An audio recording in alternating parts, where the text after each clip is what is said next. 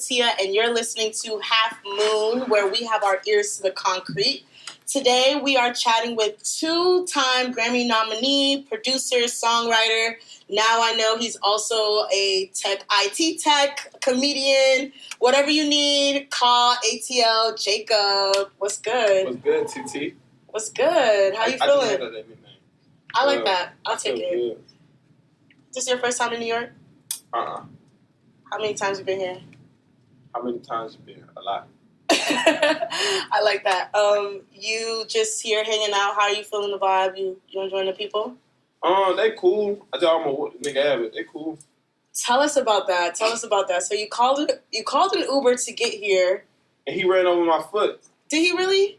Yeah, so but I would kept it cool because maybe he didn't see me. I was like, I ain't tripping. I need to get to the interview. I knocked on the window. He get mad and cancel me. And say, because I knocked on his window, I got to pay insurance. I'm like, damn, what I do? So I said, cool, cancel it. I just, said a couple words and walked away. He tried to get out the car and fight me. Oh, they're a little shiesty here in New York. I don't know. Yeah, I was about to, ooh. No, it's okay. Allegedly, nothing happened. Nothing happened. I'm glad you made it here safe and you didn't let that kill your vibe and you came to interview with Half Moon anyway. The nigga that ran me over, you a bitch. So, tell me a little bit about growing up in Atlanta and just like how you started producing and, we're going to get to all the nitty gritty, but let's start off there. Ooh, nobody asked me about growing up. Growing up was always like, it was a vibe, like, shit, you in the hood, like, you seeing a lot of fights going on, you seeing a lot of shootings, you seeing a couple niggas die, like, it influenced who you are today, but it influenced me, but not in where I want to go do that. It influenced me to where I'm going to be better than that. Right. So, like, I started rapping and stuff, seeing, like, everybody else growing up. Everybody else older than me, they was rapping too. So it was like, man, I want to rap. But then I started making beats. I was like, man, I want to rap on my own beats. So I started making beats to rap on. Cool. So I feel like a lot of people just have different upbringing. So when you say you grew up kind of rapping, was that indoors, on the streets? I know New York, people just rap on the streets and they'll have like competition amongst themselves. So how do you feel like that's different versus like growing up in Atlanta? Type shit, like just be with your bros, freestyling all the time. Yeah. Going around, freestyling. Like, I was rapping. I wasn't making songs. Like, I was just poetic. I love that. What age do you feel like you started? I've been rapping since elementary. But really going crazy, like high school. Taking keys. And who, musically influenced you? Like, who was your favorite rapper in elementary school and growing up in general? Elementary was Future and Gucci, man. Oh, and Young Scooter. I used to listen to Scooter all the time. Like, before, like, we were talking about, what's it, mistake? Street Lottery, all of that. Like, it was one, Jug, I forgot that song. Like, now watch me Jug. Not that one. Nah, that's a remix. Nah, it was like Jug, and then it was like all that back then, like Dirty Sprite, One, Gucci Man, My Kitchen, like Love, Trapaholics, mixtape, all of that. Like that was what I grew up listening to. It wasn't ever old school rap. So would you say that you never really listened to like old school music, or you just kind of stayed in your age range of like the music that was popular during that time? Definitely the music, just because it was coming up in the South, so I felt like all the old stuff was like, at that time I wasn't listening to lyrics for real. Like, I wasn't like really analyzing lyrics, so I was like, man, that shit boring. Like these beats whack. Right. Like they suck. So I used to always think like that. But like now that I'm older and I go back and listen, I'm like, man, this nigga spitting. Like, damn. But back then it was like shit, go out like say some retarded shit like shit like I got 5 stove bitches, them bitches cooking on the stove like that. Like yeah, man, I'm in elementary jamming. Yeah. When I met Gua, I told him that's all I listened to. When did you meet him? I met him in person. Well, we met a couple times, but like actually sitting down and really talking to him. It was a couple months ago. Yeah. When we did Miss Davis. that. song we just dropped. And just chopping it up with him. I'm like, man, shit, I used to listen to your shit, nigga. I was in 4th grade. Oh, God. Did you actually know what the lyrics meant? Or you was just vibing? Like, more like dope and shit. Like, yeah, I knew what that meant. Like, or like little set flip. But like, when it comes to like being lyrical or listen to old school, I ain't know what none of that shit meant. That shit was boring to me. At that time. Right, but you've evolved since. Yeah. They very talented. I see. Love that. So, you started making beats when you were in high school, would you say? Yeah. Yeah. And then, like, what inspired you? What was the first thing that you kind of was like, I'm going to make beats? Like, what was that moment like for you? I had heard, I think it was Chosen One at the time. Future Chosen One and Karate Chop. Metro did Karate Chop. And Southside did Chosen One at the time. And I was like, bro, these beats are crazy. Like, I want to make beats that sound like this. Like, those was the best beats I ever heard in my life. Wow. I was like, man, I want to make beats like this. That's what really made me start making beats of Southside and Metro. And would you say that you're like the new wave of what trap music sounds like right now? I'll say, because, I mean, you got to give Southside his flowers, like 808 Mafia. Like, of course, my sound comes from that. Right. So it's like, that's still like, at the end of the day, my sound has evolved, but it still narrows down to that until like it's a new producer who just comes and changes it again. Like he changed it, but like right now, like the entire world, globally, like in every country, every continent sounds like Southside. Right.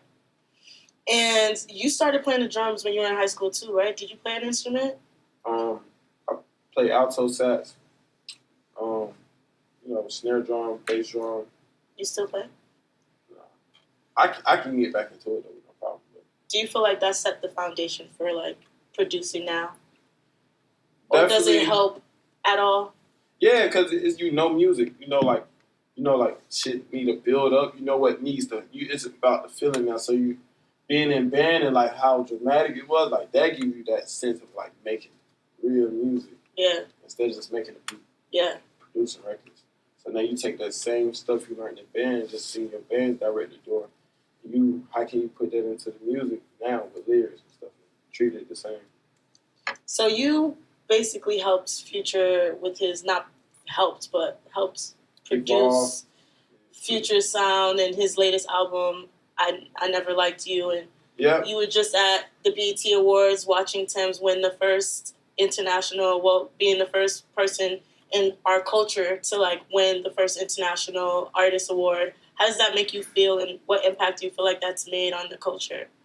I feel like I'm just switching up that wave of the sound of just music, and we getting closer to just that new wave of just sound that nobody ain't got yet. Right. But I really feel like it's gonna be me to do that, like to shift the world. Everybody say I already did, like they've been calling, like they already say I'm legendary and stuff, but like maybe when you're legendary, you don't feel like it yet. No, definitely. I feel like I ain't did enough to be legendary. Like, and I thank everybody who called me legendary. Like I got, like, my big people calling me legendary. Like they say, like, Halloween. I don't want to, because then, how fans be, they might go at them, like, why you calling him legendary? Right. You know what I'm saying? But, like, yeah, like, big people really calling me legendary, like, and it's crazy because I feel like I ain't even did enough. Like, I just scratched the surface a little bit. Honestly, that's how I felt, but like it's so much more that I am doing. So you've worked with Lil Baby, you've worked with Kanye, you've worked with Future, just to name a few. And who's an artist that you want to work with that you haven't worked with yet? Beyonce, Ed Sheeran, Ariana Grande for sure. I'm trying to set that up. Selena Gomez, hopefully this session do come true. I got it set up, but we've been chatting, but we ain't gonna exact that yet. Selena Gomez for sure too. Like, just trying some different stuff. And I want to work with Zendaya. Zendaya talented as hell, but people don't really know she really talented. For sure. And I want to be that guy that tap into her music for real. I didn't know she was a singer. Yeah, she can sing. I had no idea. Yeah, look at this channel. True. Guess I missed that episode. Everybody from Disney Channel can sing. That's fire. Did you grew up watching Disney Channel? Yep, Nickelodeon, Disney Channel, Cartoon Network. What was your favorite show? Well, my favorite show was Ben 10 or Avatar Last Airbender. Cool. About those two. Ben 10 for sure, because like, I had to watch it and everything. Oh. Go around beating niggas up thinking that I'm Ben 10. That's Get in funny. trouble hitting people. So, what's one of your goals for the rest of the year? I know you have a few things lined up. My goal, like, start off my music, putting out my music. Oh, so you're a rapper too? I'm an artist. Definitely like putting out my music, like, rather if it's me rapping or just my beat, but like just a whole thing that I put together myself. All by yourself. Yeah, rather if I'm rapping or not on it. I love that. So you're not gonna Kanye us and start as a producer and be a rapper. You're just gonna be an artist in general. Man, I mean, they call it Kanye, but I call it doing me. I'm finna go big. I love. You're already big. You're already popping. You're already doing it. This ain't nothing compared to what's going on. I can't wait to see what's next. And when you did meet Kanye, since he did start as a producer, did he have any advice for you or anything? Yeah, he man, like we always was like we'll talk like in a group and it'll be like we just talking like about just life. So it's just like hearing him talking, just taking stuff that he's talking about, and just like okay, like whatever makes sense to you, like you know. Take it with a grain of salt. Yeah. Anything that really stuck out that he said ever? Definitely, man. He said, you know, you're doing good when people want to box you in. Yeah, I love that. I completely agree. So I know you met Future in high school. I don't know if we actually touched base on that, but how did you let him know that you were producing? And, you know, did you hand him a CD? Did you, like, tell him to listen to your SoundCloud? Like, what was that experience like? Were you nervous? Was it multiple conversation?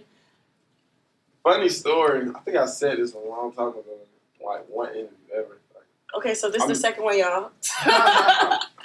So I met Future for Casino. Cause, you know, I met Casino first, his brother. Mm-hmm. Casino took me to the studio with Future. And I remember I was on the couch sleeping. I was sleeping and I woke up. He dapped me up. But I was sleeping. I just woke up. He was like, Dad, I had on shades, so he didn't even know I was woke. He probably thought I was just looking at him. Right. So I was waking up and he was dapping me up. I was like, oh shit, this Future. Like, I ain't say it, but I was looking like, what up, fool? But in my head, I was like, oh shit, this Future. Like, right. Like my hand was shaking and everything because I was asleep. Mm-hmm. Imagine being asleep and you see goddamn Beyonce. Like you sleep and Beyonce like, hey sweetie, and you knocked out. Or something like. It'll be Rihanna for me, but yes. Or Rihanna, yeah. Like, you like, oh shit, what up? Then shit, we did our first song like right after that. Like 5 minutes later, I loaded up the beat. I like, hey everybody, got EP. And Pluto like, bruh, new producer or not, the producer got no name. If he like it, he gonna like it. I respect that, man. He always looking out for the producers. I love that. So do you feel like the music industry in Atlanta is more like community, more like loving? If you good, you good, and if you're not, then yeah, they're very open to like up and coming artists. Yeah, instead of all that fake bougie shit that they be doing. Atlanta, that's why I like Atlanta. Been just a sound for a long time. Yeah. Kanye was born in Atlanta.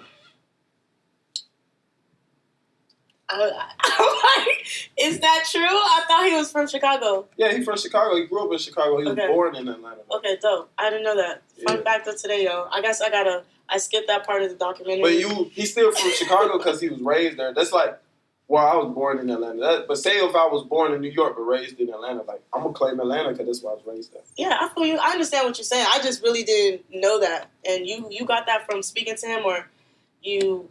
Both. Yeah. He said it himself, too. Yeah, I love that. Yeah. I didn't know that, but I do know that Atlanta is just a really huge place for hip-hop and trap music in general, but just, like, a different sound that you guys really created and originated yourself. So shout out to Atlanta. Shout out to the South in general, because I'm from Miami. Shout out to the 305, so just had to say that. You gonna move to Miami, right? Thinking about it. I know I'm gonna get a spot there. I want to, like, build a house there. I want a house, like, I want a house out there. I want a house in LA. I want a house in Toronto. I want a couple houses in Africa.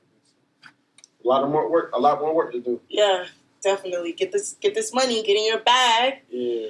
So, do you have any other projects that's coming out, or any advice that you want to give a younger producer that's listening? I'm slowly working on my project. I'm gonna put out like 2 projects. When I say project, that don't mean like just like a hour mixtape song. Project as in like full body of work. Whether if it's a single, it's gonna be a project. It's still gonna be a body of work. Right. It just come with that song. So just working on different projects with myself, and then working on some new stuff. Of course, Future, we always working. Yeah. Big Sean got a couple stuff coming out. Got stuff coming out with Corday. It's a lot of names. I got a single with Big 30 about to drop on his album. Mm. I got the single on there. Oh, lit. There's a surprise on there, man. Just listen to the voice on the first verse.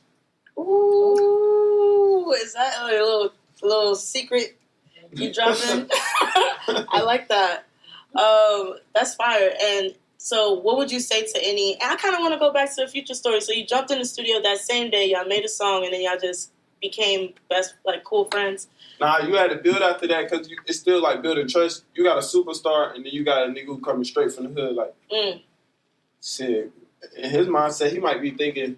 Like, a nigga like that might be thinking, like, shit, I fuck with bro. He hard as fuck, but, like, shit, I don't know what he on. Like, I don't know who he know. I don't know what he got going on, so I can't keep him around for real. So it's, like, just building that trust. With every artist, you would say you would just give that advice to people? Yeah, that's any artist, though. So it's just building that over time. And just working hard. Yeah. Make a lot of beats. How many hours do you feel like you work on beats a day? Or are you working every day, or... Nah, I'm working every day, but I'm not making beats every day anymore. I make beats when I feel like it. Like, that don't mean like I still make beats every week though. But like not every day like I used to. Like I can, but it's just gonna be pointless. Like I want to go for the hits. Now. Right. So it's like when I make a beat, I want to treat that like a project. Like I made this one beat. Now let me go get this verse. Let me go get this person on it. I can't get that person on it. Let me go get somebody else on it. Do this. And then find a way to treat it like a project. Yeah, keep it going. Try to get some number ones. Well, you already got a couple. Couple on the chart. I heard you like 9% of the whole chart right now. Yeah. Like what's up? Definitely. So, working towards more, I'm going to get 50% one day. 50%? Yeah, soon. That's the goal? Yeah, that's what soon. By like at next least year? 50%, yeah. Yeah? I see that for you. I ain't going to say next year. I'll say like 2 years realistic. 2 to 3 realistically. And any like advice you have for any up and coming producers? Work hard, never stop. Love that. Anything else? Oh yeah, argue with your mama, not me. I don't think anybody arguing with you. Nah. I don't argue. I ignore. You one of those? Yeah. All right, we let the other people argue for you. We don't block. Well, we don't block on the phone. We just we love leave them on red. That's how you block. I don't know how y'all do that. I don't know how people could do that. See their message come through and not respond? Like, you don't feel nothing? Like, you don't feel no type of way? It just be like, damn, that's how you feel? Hey, y'all heard about... Wow. I'm taking notes, y'all, because I'm still learning how to ignore. Okay, I'm not good at that. I'm a Scorpio, so I'm like, I be deep in my feelings. Oh, I used to be like that too, but now I just treat life like it is what it is. Like on anything, like anything that happens, like damn, shit, you can't take back. It is what it is. On to the next. You feel like that helps you with everyday trials and tribulations and just overcoming adversity? Do you even feel like you think of it as adversity? Because I feel like that could just be perception too. I'm still learning new words. What adversity? You really want me to tell you? I was like, oh no. Damn, she thinks she T.I. or something. No, not really. Nah, it's really like, no, it's more like a staying calm thing. Just like, treating it like just staying calm. Because you can't, every action don't get a reaction. But every action does get a reaction. But they don't know, gotta know that there was a reaction. You just about like self-control, really. Yeah, definitely learning self-control. I kind of grew up early. Self-control. What's your morning routine? Like, what do you do in the morning? Are you a meditation journaling person, or? I scroll on Instagram and go back to sleep. I mean, that's honest. Would you try yoga or anything like that? Oh yeah, I know this one yoga instructor. All right. I hope that one day y'all could get to the yoga part of that instruction. I fuck with yoga. Yeah, it's cool. Yeah. And so how do you feel about like the metaverse and like NFTs? Would you ever join that space? I know Travis Scott had a concert with Fortnite. Is that something you're actually interested in ever doing? Man, where the money resides? Where the money resides? Yeah. No, realistically though, like y'all really love NFTs. Everybody come do it with me. It's not gonna be exclusive, but just we can work something out. I want to do an NFT. Let's do it. Let's do it. All right, well y'all heard it here. I'm doing an NFT with you, and I'm holding it. Your word is your bond. You gonna call it the Pink Publicist. Oh, I was gonna say ATL. Oh, I love that. That's cute too. All right. You know what you're doing. Yeah, see? I'm ready for the NFT. So would you say marketing or just let your talent speak for itself? Both BOFFUM. Love that. What would you say is like your best marketing strategy that you've ever seen or like experienced? Do you know the difference between marketing, PR, and advertising? I mean, I know it's a difference, but I don't know the exact difference. Okay. But I know it's a difference. All right, cool. Like, it's a difference between love and lust, but they're similar. That's a good analogy. Yeah. But what's like one of the best marketing campaigns or anything comedy? You feel like, because you're a comedian, right? Yes. I don't try to be. Everybody say I am. You're just yourself. Yeah. But I feel like comedy, like, what is he talking about, though? And go research it. I actually watched your last video on Instagram with the rainbow mad times, and I was like, it was going to be a question today, but I don't know how to really phrase the question. I'm an open book. Do you feel like your baby moms is really at the end of the rainbow? Oh, nah. They don't really ask me for nothing for real. I just, you know. It was just I just take care of my responsibilities, but it was just funny, though. It was really funny. How many kids do you have? 3. Ages? 3, 3, and 2. Oh, wow. Well, are they twins? Close enough. That's interesting. Okay. Nobody never knew that. You're the first person to ask that. Well, you know, I'm here to have real conversations. And how do you like being a dad? And, like, how do you manage being a dad and being in the industry? I know that can get very complicated sometimes. Yeah, at times I fly my kids to me. Or if it ain't a problem, you know, I fly them to me. Or if it's too much, I just, I mean, of course I can't see them all the time, but I do see them when I see them. But I do talk to them on the phone all the time. Oh, cool. I love kids. Good kids at that. You feel like your kids are good kids? Yeah, no, they bad as hell, but I love my kids. Yeah, as you should.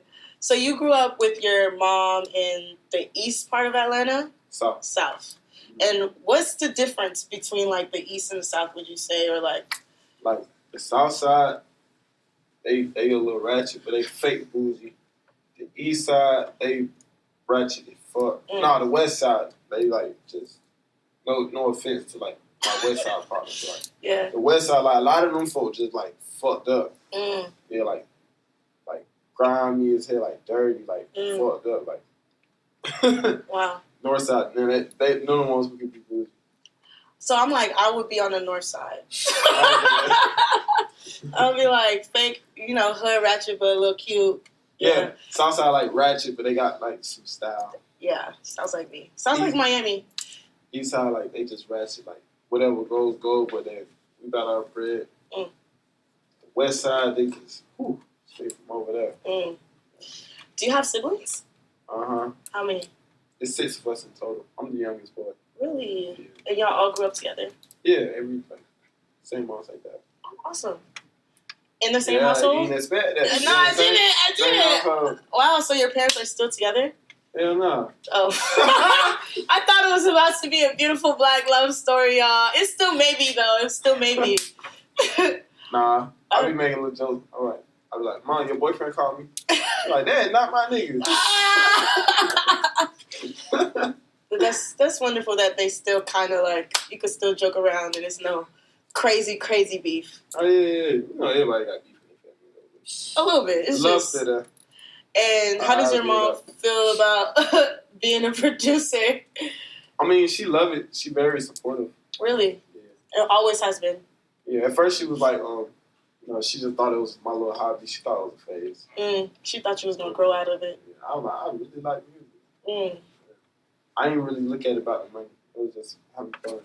How do you feel about the people who actually just want to be rappers for the money and don't really care about the music? Because I do think that, like, there is a generation of kids who are just, I want to be a rapper because they see Instagram and all the flashy stuff. I ain't never seen one of them go big. Never. Yeah. My ex. I'm sorry.